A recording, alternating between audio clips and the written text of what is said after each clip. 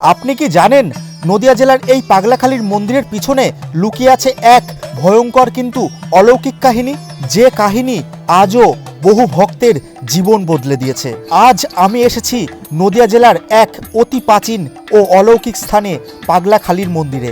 এই ভিডিওতে আমি আপনাদেরকে A to Z দেখাবো, কিভাবে যাবেন পাগলাখালীতে, কোন স্টেশনে নামতে হবে, যাতায়াতের ভাড়া কত, এখানে এসে কি কি দেখবেন, এই মন্দিরটি কিভাবে তৈরি হয়েছিল, মন্দিরের অজানা কাহিনী ও ইতিহাস, কত দূর দূরান্ত থেকে ভক্তরা আসেন আর কিভাবে সঠিক নিয়মে পুজো দেবেন। যদি আপনি মহাদেবের ভক্ত হন, ভ্রমণ ভালোবাসেন কিংবা এই জায়গায় প্রথমবার আসার প্ল্যান করেন, তাহলে এই ভিডিওটি একদম শেষ পর্যন্ত দেখবেন। চলুন তাহলে শুরু করা যাক আজকের এই বিশেষ যাত্রা। হ্যালো, হাই, নমস্কার, কেমন আছেন সবাই? আশা করি আপনারা অনেক অনেক ভালো আছেন। দা হিমু ভাই ইউটিউব চ্যানেলে আপনাদের সকলকে স্বাগত জানাই।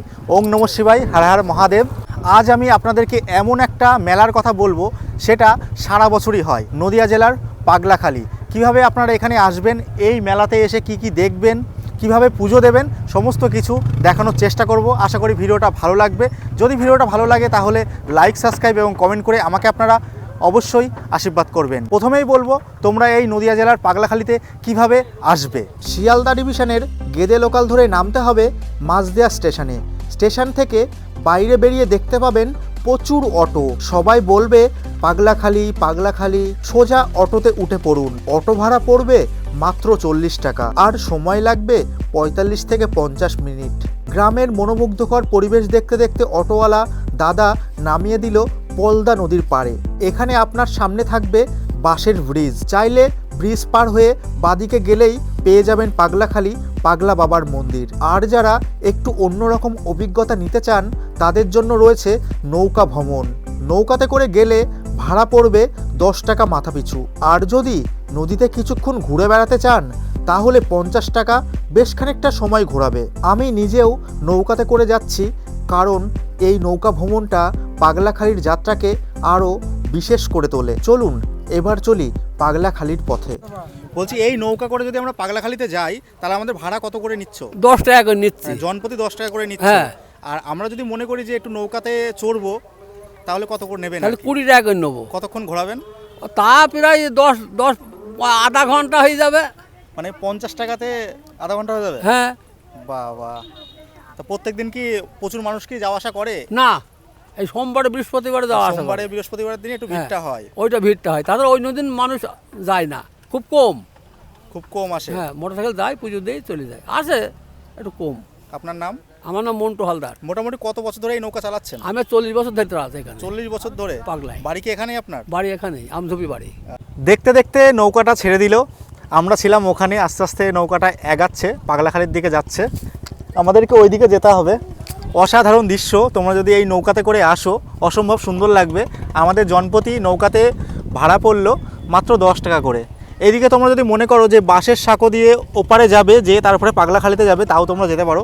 প্রচুর মানুষ দেখতে পাচ্ছ এই শীতের মৌসুমে পাগলা বাবাকে দর্শন করতে এবং পুজো দিতে এসছে। দেখতে পাচ্ছ প্রচুর মানুষ নৌকাতে করে পাগলাখালীর থেকে এপারে আসলো। ধীরে ধীরে নৌকা ছেড়ে দিল। আমরা আর কিছুক্ষণের মধ্যেই পাগলাখালীতে পৌঁছে যাব। আপনারা যারা পাগলাখালীতে আসবেন বলে ঠিক করেছেন, আপনারা অবশ্যই এই নৌকা পথটাই বেছে নেবেন। তার কারণ হলো, হয়তো 10 টাকা মাথাপিছু খরচ পড়বে আপনাদের, এই যে প্রাকৃতিক মনোরম সৌন্দর্য দৃশ্য আপনারা উপভোগ করতে পারবেন।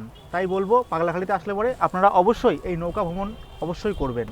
আপনারা যদি মনে করেন যে এই নদীটা সম্পূর্ণ ঘুরে দেখবেন নৌকাতে করে, তাও আপনারা ঘুরে দেখতে পারবেন। নদীর আশেপাশে এত মনোমুগ্ধকর পরিবেশ, তা ভাষায় প্রকাশ করার মতো নয়। নৌকাতে করে আমাদেরকে এপারে নামিয়ে দিল, আর এপারে নামলেই দেখতে পারবে পাগলাখালীর সেই বিশাল সুবিখ্যাত মেলা, যেই মেলাটা সারা বছর ধরে হয়। দূর দূরান্ত থেকে প্রচুর ভক্ত, প্রচুর দর্শনার্থী এই পাগলা বাবাকে দর্শন করতে আসে। দেখতে পাচ্ছ সুবিশাল বটবৃক্ষ, এই বটবৃক্ষ ঘিরেই এই মেলাটা। আপনি কি কখনো ভেবে দেখেছেন ভগবান শিবকে কেন সবাই পাগলা বাবা বলে ডাকেন? এই জায়গায় এসে মানুষ কি পায়, যে শত শত কিলোমিটার দূর থেকেও ভক্তরা ছুটে আসে? আজ আমি দাঁড়িয়ে আছি নদিয়া জেলার এক অলৌকিক ও বিশ্বাসের স্থানে, পাগলাখালী। এই ভিডিওতে আমি আপনাদেরকে দেখাবো পাগলাখালী কি, পাগলা বাবা আসলে কে, কেন এই জায়গায় এমন ভক্তির জোয়ার। আর শেষে থাকছে ভগবান শিবের ভোগ প্রসাদের মহিমা। ভিডিওটা শেষ পর্যন্ত দেখুন, কারণ শুরুতে যে প্রশ্নগুলো তুললাম শেষে তার উত্তর অবশ্যই পাবেন। এই মুহূর্তে আপনারা দেখতে পাচ্ছেন পাগলাখালির চারপাশের পরিবেশ, ধূপের গন্ধ, ঘণ্টার শব্দ, ওং নমঃ শিবায়ের ধ্বনি, সব মিলিয়ে একটা অদ্ভুত শান্তি। এখানে শুধু মেলা নয়, এখানে মানুষের বিশ্বাস হাঁটতে হাঁটতে চোখে পড়ে। কারো হাতে ফুল, কারো হাতে জল, কারো চোখে জল, সবাই এসেছে এক নাম নিয়ে, ভগবান শিব। বন্ধুরা, এখানে একটা বিষয় একদম পরিষ্কার করে বলি, পাগলা বাবা বলতে এখানে কোনো মানুষ নয়। পাগলা বাবা বলতে ভগবান শিবকেই বোঝানো হয়। শিব মানেই বৈরাগ্য, শিব মানেই নিয়মের বাইরে থাকা, আর শিব মানেই সব কিছুর ঊর্ধ্বে। এই রূপ থেকেই ভক্তরা ভালোবেসে তাকে ডাকেন পাগলা বাবা। এটা কোনো অবমাননা নয়, এটা ভক্তির নাম। লোকবিশ্বাস অনুযায়ী এই স্থানে শিব বিশেষভাবে জাগ্রত এবং তাই এখানে ডাকলে শিব ফিরিয়ে দেন না, এই বিশ্বাসই সবচেয়ে বড়। এই মেলার শুরু কোনো একদিনে নয়। প্রথমে আসতেন অল্প কয়েকজন শিব ভক্ত, ধীরে ধীরে মানুষের বিশ্বাস ছড়িয়ে পড়ে।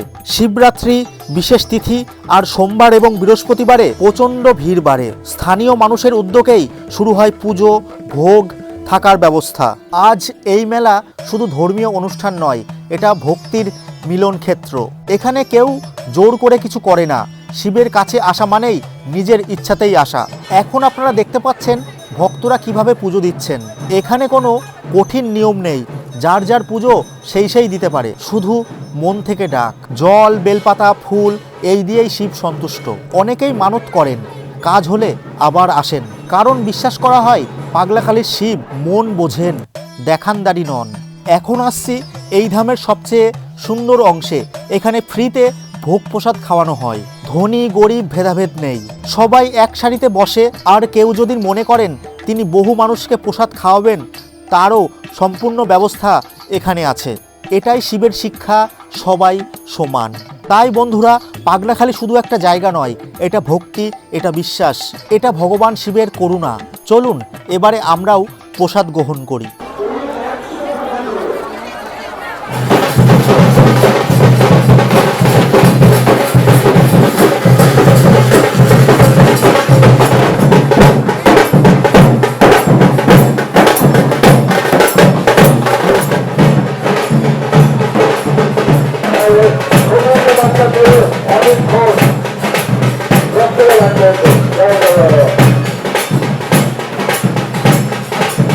বলছি সবার মতো জিজ্ঞেস করো, আপনার নাম?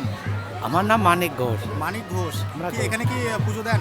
আমি কন্যাসী মাতাতে ট্যাংরায়, আমার বাড়ি হাজরা পুজো করে। এখানে পুজো দেওয়ার নিয়মটা কি রয়েছে? এখানে নিজের পুজো নিজে দেয়, নিজের পুজো নিজে দেওয়া যায়। মশাই বসতে দেন। এখন আগে কি উপলক্ষে এই পুজোটা হয়? এটা বাবা পাগল লিজে উঠেছে সাপ রূপে, নাগিনের রূপে, ওখানে আছে গাছের দিকে বেরিয়েছে। আর এটা আমার বাপ ঠাকুর দাদার আমল থেকে, মানে 100-150 বছর আগে থেকে ঠাকুর নাম আছে আমাদের এলাকায়। যে যা মানব করতো পেত, যে আস্তে আস্তে বাবা জেগে গেছে, এখন পয়সা দান করে মানুষ, যেটা চায় বাবার থেকে। মন খুলি বাবা দান করে, বাবা মন খুলি দেখে সন্তানদের। ভক্তরা যে যা চায় তাদের আশা কি পূর্ণ করে, মনের বাসনা কামনা? এটাই বলতে তো, সেটা সেই আশায় পূর্ণ করে ভক্তরা যে নাই তো এত জাগ্রত কেন। এখানে 20 লাখ 10 লাখ দান করে, 10,000, এরা মোটা দান। মোটামুটি কত দূর থেকে ভক্তরা আসে? সেটা মানে বলতো না, আমি লেখাপড়া জানেন তো, আমি ধরো একটা সামান্য ছেলে, অনেক দূর থেকে চাকদা ফাকদা, কলকাতা, এই বাংলাদেশ থেকে কিছু আসে। তারপর আমাদের ভারতের বাইরে থেকে সাদা মানুষ, আপনি তো ওই ইংল্যান্ডের না কি বল, সাদা ধরনের মানুষ। বলছি এই যে দেখলাম ওখানে প্রসাদ বিতরণ চলছে, মূলত কারা দিচ্ছে এই প্রসাদটা? এই প্রসাদটা দিচ্ছে উনি ভবানন্দ কমিটিতে, আর কিছু পাবলিকে মানসিক থাকে তারা দেয়। কেউ যদি মনে করে এখানে এসে যে একটা ভান্ডারা দেবে, তারা কি দিতে পারে? নিজের ইচ্ছা মতন দিতে পারবে। আর কমিটি অল্প কিছু রান্না করে 10-15 কড়া মতন সোমবার। যারা এখনো এখানে আসেন তাদের উদ্দেশ্যে কি বলতে চান? যারা আসেনি বলতে, আমি ওটা তো মানে সবটা জানেন, ওটা আসবে দেবে সবাই, সবারই অধিকার সমান এখানে। আপনার নাম? মানিক ঘোষ। আগে একবার প্রসাদ খেয়েছি, এখন বাড়ি ফেরার পালা। আবারও বাবার প্রসাদ খেয়ে এখন বাড়ির দিকে রওনা দেব। এখানে দেখতে পাচ্ছি খিচুড়ি এবং আলুর দম রয়েছে, তো বেশ ভালোই আর কি।